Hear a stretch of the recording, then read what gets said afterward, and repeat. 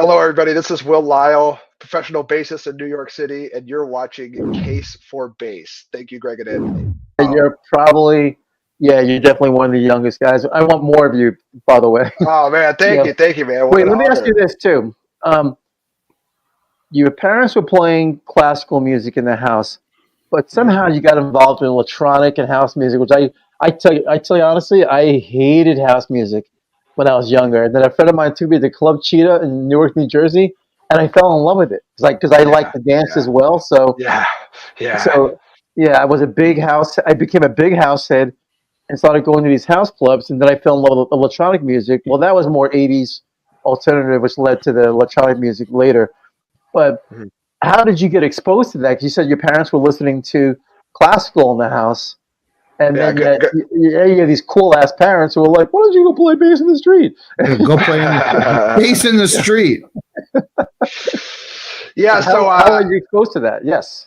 so good question. So my uncle on my mom's side was super into electronic music, is still into electronic music, and he also showed me a lot of deep house stuff and a lot of different kinds of DJs and stuff like there's a DJ named Sasha, there was a DJ named there was Dead Mouse, of course, there was Dead Daft Mouse, Punk, no, of course, no Daft and like Punk. all those, and so from that I pursued that some more, and I became interested in that, and I took what was he ran, and then a lot of it was through my own volition. Like I discovered drum and bass and dubstep pretty much on my own.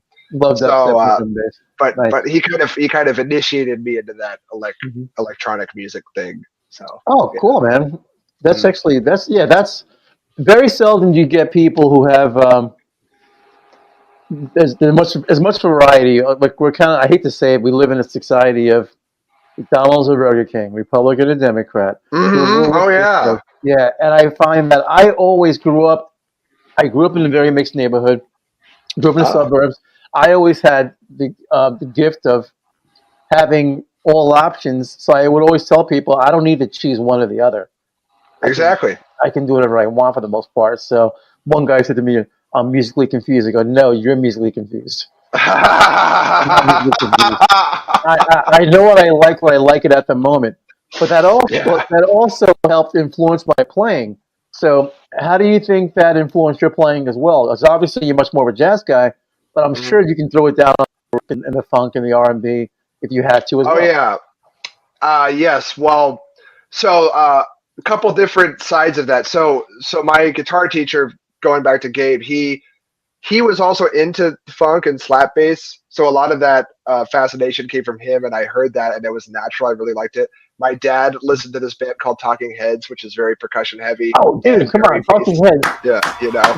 Come on, So of Tina course, I don't Landis. have to say. You guys don't have to Tina, say. Tina, we love Yeah, you. Yeah. yeah. So so that kind of groove and that kind of idea of the beat and that kind of idea of having dance like be the basis of what you do, like the dancing element, that kind of, and that kind of spirit, I think that transferred over later, and a lot of